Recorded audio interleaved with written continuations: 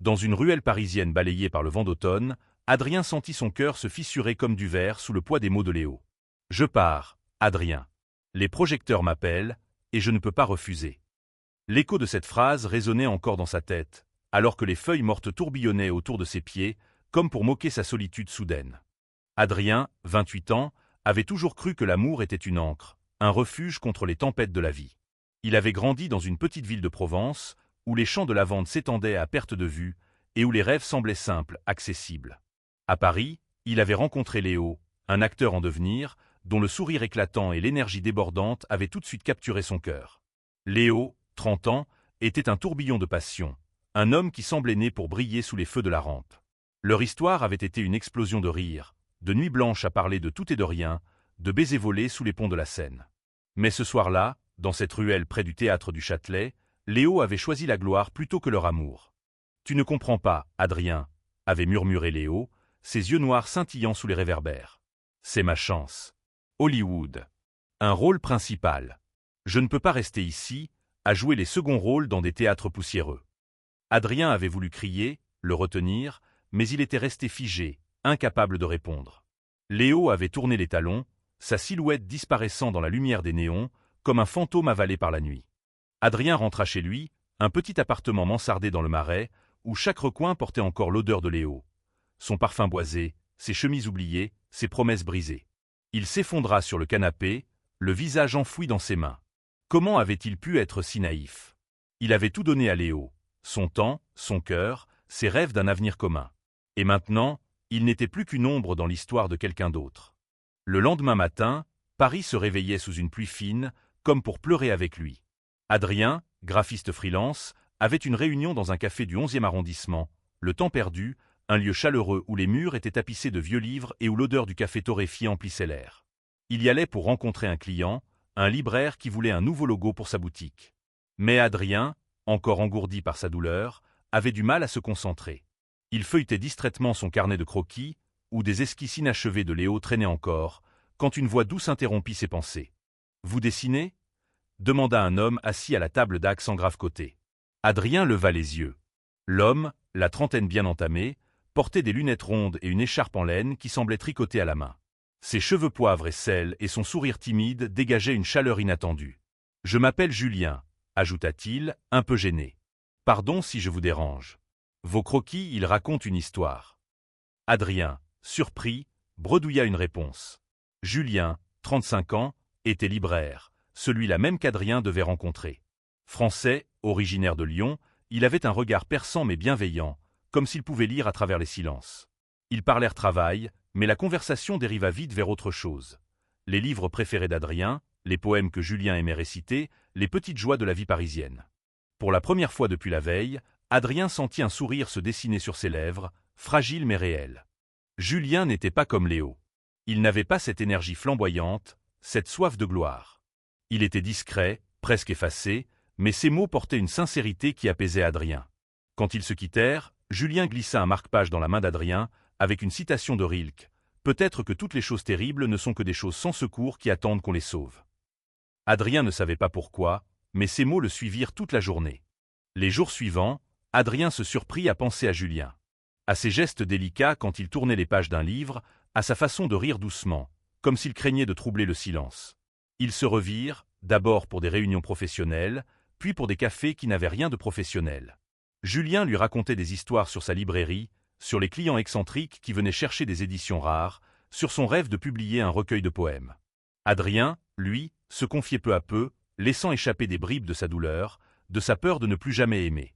Mais Léo n'avait pas complètement disparu. Un soir, alors qu'Adrien zappait distraitement sur son canapé, il tomba sur une interview de Léo à la télévision. L'acteur, plus rayonnant que jamais, parlait de son prochain film, de sa nouvelle vie à Los Angeles. Paris, c'était une étape, dit-il avec un sourire qui transperça Adrien. Une étape. Leur amour n'avait été qu'une étape. La colère monta en lui, mais aussi une étrange détermination. Il ne voulait plus être l'ombre de Léo. Il voulait se reconstruire, réapprendre à aimer, pas seulement quelqu'un d'autre, mais lui-même. Julien, avec sa douceur et sa patience, devenait une lumière dans cette obscurité. Pourtant, Adrien hésitait. Était-il prêt à ouvrir son cœur à nouveau? Et si Julien, lui aussi, finissait par partir? Un soir, alors qu'il se promenait le long du canal Saint-Martin, Julien s'arrêta soudain. « Adrien, dit-il, sa voix tremblante mais ferme, je ne suis pas quelqu'un qui promet la lune. Mais si tu me laisses une chance, je te promets d'être là, vraiment là. » Adrien sentit son cœur s'emballer. Pour la première fois depuis longtemps, il avait envie de croire en quelque chose, en quelqu'un. Ce moment marqua un tournant. Adrien et Julien commencèrent à passer plus de temps ensemble, tissant une relation faite de petits gestes, des livres échangés, des promenades sous la pluie, des silences complices. Mais au fond d'Adrien, une peur persistait. Léo avait laissé une cicatrice, et la gloire qu'il avait choisie semblait toujours planer comme une menace. Et si Julien, lui aussi, était attiré par une lumière plus brillante? L'hiver s'installa sur Paris, drapant la ville d'un voile de givre et de lumière féerique. Adrien et Julien passaient de plus en plus de temps ensemble, leurs rencontres devenant des rituels quotidiens. Chaque matin, Adrien se surprenait à attendre avec impatience les messages de Julien. Un poème, une anecdote sur un client farfelu de la librairie, ou simplement un « bonne journée, Adrien ». Ces petites attentions, si simples, pansaient doucement les blessures laissées par Léo. Pourtant, la douleur ne disparaissait pas totalement. Parfois, en fermant les yeux, Adrien revoyait Léo, son sourire éclatant, ses promesses envolées. Il se demandait si Léo pensait à lui, là-bas, sous les projecteurs d'Hollywood. Ses pensées le rongeaient, surtout la nuit, quand le silence de son appartement devenait assourdissant. Mais Julien était là, toujours patient, toujours présent, comme une ancre dans la tempête. Un après-midi, alors qu'il flânait dans la librairie de Julien, Adrien tomba sur un vieux carnet de croquis qu'il avait oublié là lors d'une de leurs premières rencontres. En le feuilletant, il retrouva un dessin de Léo, esquissé à la hâte lors d'une soirée au théâtre. Julien, qui l'observait, posa une main douce sur son épaule. « Tu veux en parler ?» demanda-t-il, sans insister. Adrien secoua la tête, mais les larmes montèrent malgré lui. « Il m'a brisé, Julien. Et je ne sais pas si je peux aimer à nouveau sans avoir peur. » Julien ne répondit pas tout de suite.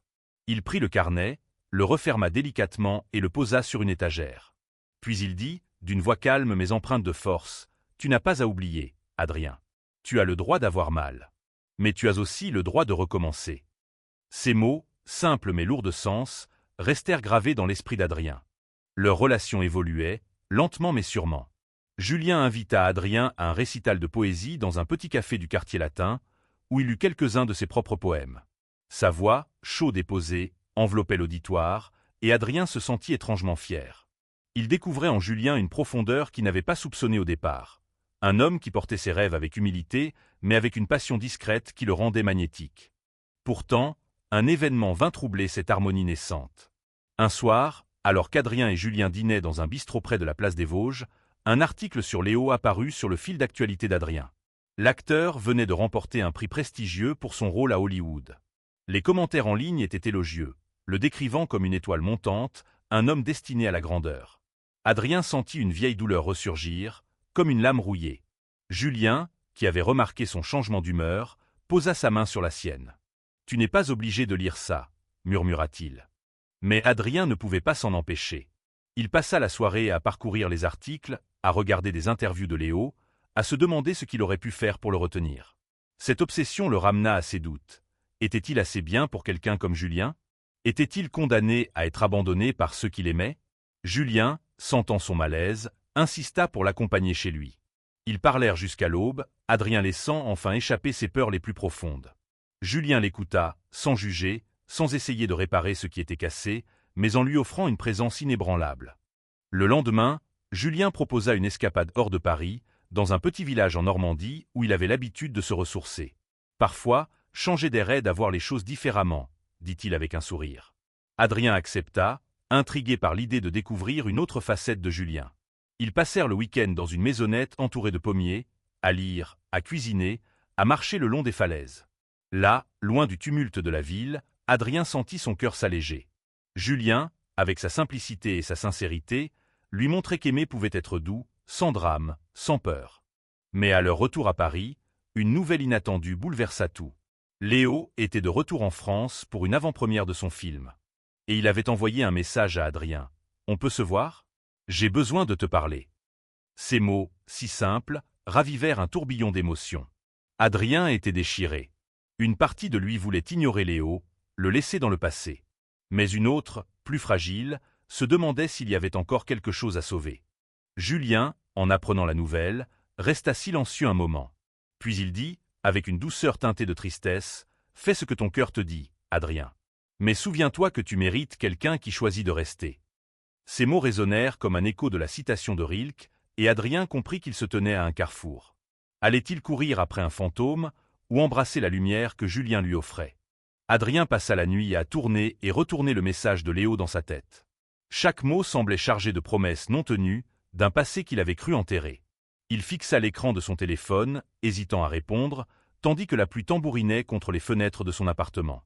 Paris, ce soir-là, semblait retenir son souffle, comme si la ville entière attendait sa décision.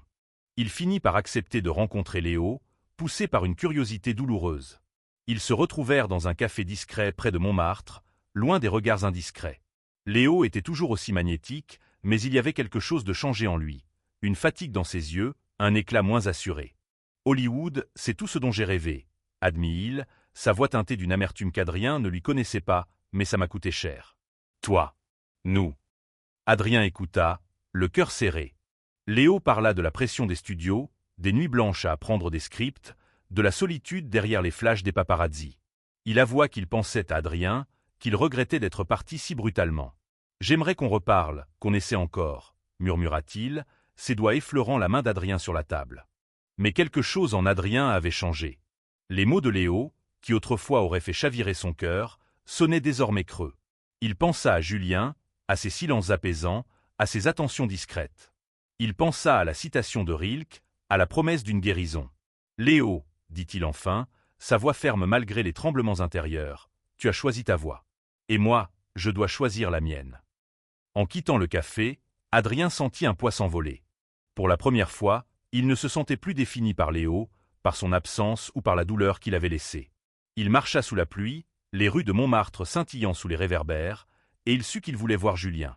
Il trouva Julien dans sa librairie, en train de ranger des livres sous une lumière tamisée. Sans un mot, Adrien s'approcha et le serra dans ses bras.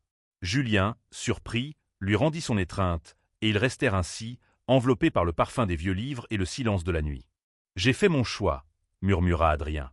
Julien sourit, ses yeux brillant d'une émotion contenue. Les semaines qui suivirent furent comme un printemps après un long hiver. Adrien et Julien construisirent leur relation pas à pas, apprenant à se connaître dans les détails du quotidien. Ils partageaient des dîners improvisés, des balades dans les jardins du Luxembourg, des soirées à écouter des vinyles dans l'appartement de Julien. Adrien découvrait en lui une force qu'il ignorait posséder, une capacité à aimer sans crainte, à se donner sans attendre de perdre. Mais le passé ne se laissait pas oublier si facilement. Léo, incapable d'accepter le rejet d'Adrien, commença à lui envoyer des messages, des appels, des cadeaux. Un soir, il se présenta à la librairie de Julien, provoquant une confrontation tendue. « Tu ne peux pas me remplacer par lui », lança Léo, son ego blessé prenant le dessus.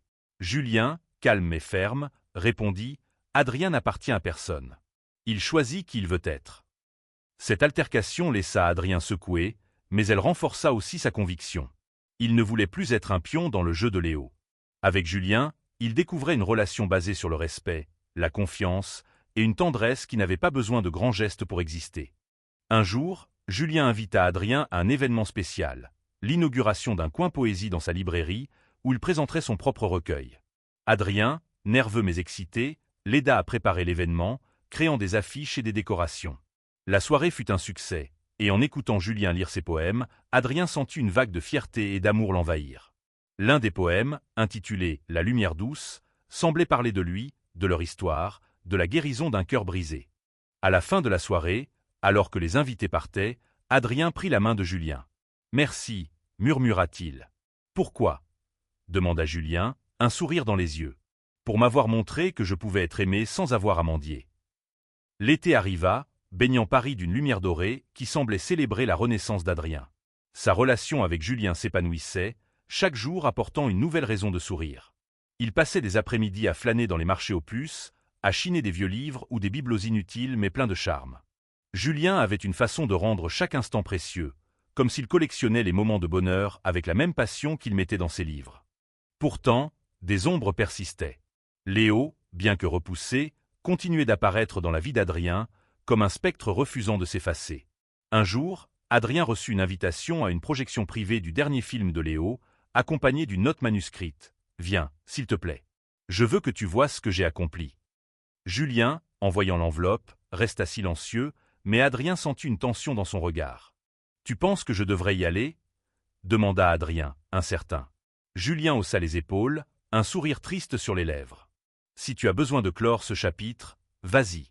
Mais souviens-toi de qui tu es maintenant. » Adrien décida d'assister à la projection, non pas pour Léo, mais pour lui-même. Il voulait affronter son passé, le regarder en face une dernière fois. La salle de cinéma, dans le quartier des Champs-Élysées, était remplie de critiques, de journalistes et de fans. Léo, au centre de l'attention, brillait comme une étoile.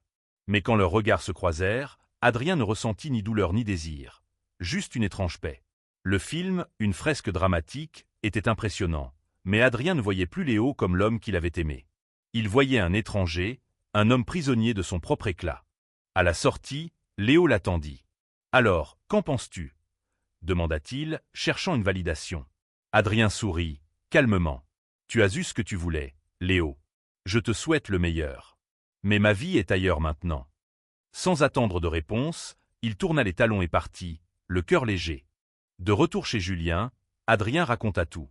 Julien l'écouta, comme toujours, avec cette patience qui le définissait. Puis il prit Adrien dans ses bras et murmura « Je suis fier de toi ». Ces mots, simples mais sincères, valaient plus que tous les projecteurs du monde. Les mois suivants, Adrien et Julien continuèrent de construire leur vie ensemble. Ils emménagèrent dans un appartement plus grand, près de la librairie, où ils pouvaient entendre les cloches de Notre-Dame au loin. Adrien commença à travailler sur un projet personnel, une série de dessins inspirés par leur histoire, qu'il espérait exposer un jour. Julien, de son côté, préparait la publication de son recueil de poèmes, avec le soutien d'Adrien.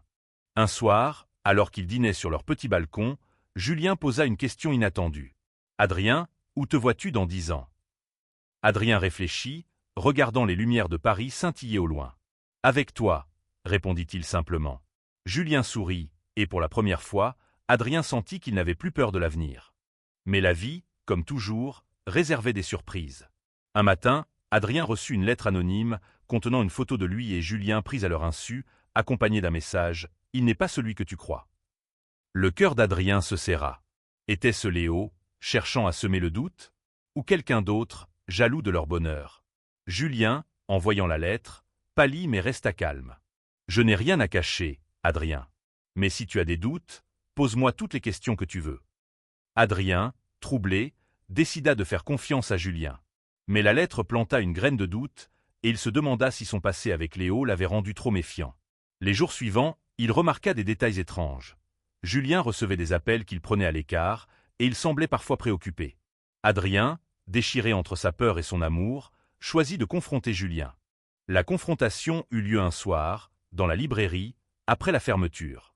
Adrien, le cœur battant, posa la lettre sur le comptoir. « Julien, dis-moi la vérité. Qui es-tu vraiment ?» Julien regarda la lettre, puis Adrien, ses yeux remplis d'une douleur qu'Adrien ne comprenait pas encore. « Je te dois une explication, » dit-il enfin, la voix tremblante. Julien raconta alors une partie de son passé qu'il avait gardée secrète. Avant Paris, il avait vécu à Lyon, où il avait été en couple avec un homme, Marc, qu'il avait manipulé émotionnellement pendant des années. Marc, un professeur charismatique mais toxique, avait brisé Julien, le laissant avec des cicatrices qu'il portait encore. « J'ai mis du temps à me reconstruire, » avoua Julien. « Quand je t'ai rencontré, j'avais peur de m'ouvrir à nouveau. Mais tu m'as donné une raison d'essayer. » La lettre, expliqua Julien, venait probablement de Marc, qui avait récemment tenté de reprendre contact. Les appels qu'Adrien avait remarqués étaient ceux de Marc, que Julien repoussait systématiquement. « Je ne t'en ai pas parlé parce que je ne voulais pas t'inquiéter, » ajouta-t-il. « Mais j'ai eu tort. Tu mérites de tout savoir. » Adrien, bouleversé, sentit ses doutes s'effacer. Il prit la main de Julien. « Merci de m'avoir dit la vérité. » Cette nuit-là, ils parlèrent jusqu'à l'aube, partageant leurs peurs, leurs espoirs, leurs blessures. Adrien comprit que Julien, comme lui, portait un passé douloureux, mais qu'ensemble, ils pouvaient guérir. Les semaines suivantes, ils décidèrent de faire front commun contre les ombres du passé. Julien confronta Marc, lui demandant de cesser tout contact, et Adrien l'accompagna pour le soutenir. Ensemble, ils brûlèrent la lettre anonyme dans un petit rituel symbolique, promettant de ne plus laisser les fantômes les hanter. Leur relation devint plus forte, ancrée dans une confiance mutuelle. Adrien, inspiré par leur histoire, termina sa série de dessins qu'il intitula « Les cicatrices de la lumière ». Chaque œuvre racontait une étape de son voyage, de la douleur de l'abandon à la douceur de la guérison. Julien, de son côté, publia son recueil de poèmes, dédié à Adrien, avec une note en première page. « À celui qui m'a appris que l'amour est un refuge ».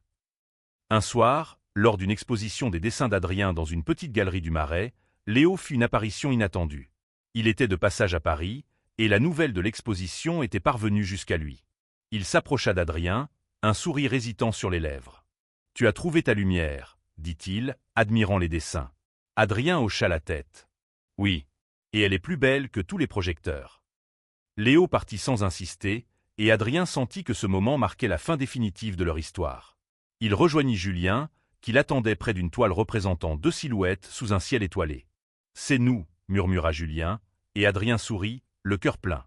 L'automne revint, marquant une année depuis la rupture d'Adrien et Léo. Paris, avec ses rues pavées et ses arbres dorés, semblait célébrer la transformation d'Adrien. Il n'était plus l'homme brisé qui pleurait dans une ruelle. Avec Julien, il avait appris à aimer à nouveau, à se faire confiance, à croire en un avenir où il n'était pas défini par ses blessures. Leur vie ensemble prenait une douce routine. Les matins étaient faits de café partagé, les après-midi de travail côte à côte, Adrien dans ses croquis, Julien dans ses livres. Les soirs, ils se retrouvaient sur leur balcon, à parler de tout et de rien, ou à simplement regarder la ville s'endormir. Mais cette tranquillité fut bientôt mise à l'épreuve. Un jour, Julien reçut une offre inattendue. Une maison d'édition à Londres voulait publier une version anglaise de son recueil de poèmes. L'opportunité était immense, mais elle impliquait de passer plusieurs mois à l'étranger. Julien, enthousiaste mais inquiet, partagea la nouvelle avec Adrien. « Je ne veux pas te laisser », dit-il, ses yeux cherchant ceux d'Adrien. « Mais c'est un rêve que je porte depuis longtemps. » Adrien sentit une vieille peur remonter, celle de l'abandon, celle de perdre à nouveau quelqu'un qu'il aimait. Mais il refusa de la laisser prendre le dessus. « Vas-y », répondit-il, la voix ferme. « Je crois en toi. Et nous, on trouvera un moyen. » Julien, ému, le serra dans ses bras, et ils passèrent la soirée à planifier comment maintenir leur lien malgré la distance. Julien partit pour Londres, et les premiers jours furent difficiles. Adrien, seul dans leur appartement, luttait contre le silence et les souvenirs de Léo. Mais Julien, fidèle à sa promesse, l'appelait tous les soirs, lui envoyait des lettres manuscrites, des poèmes, des photos de Londres.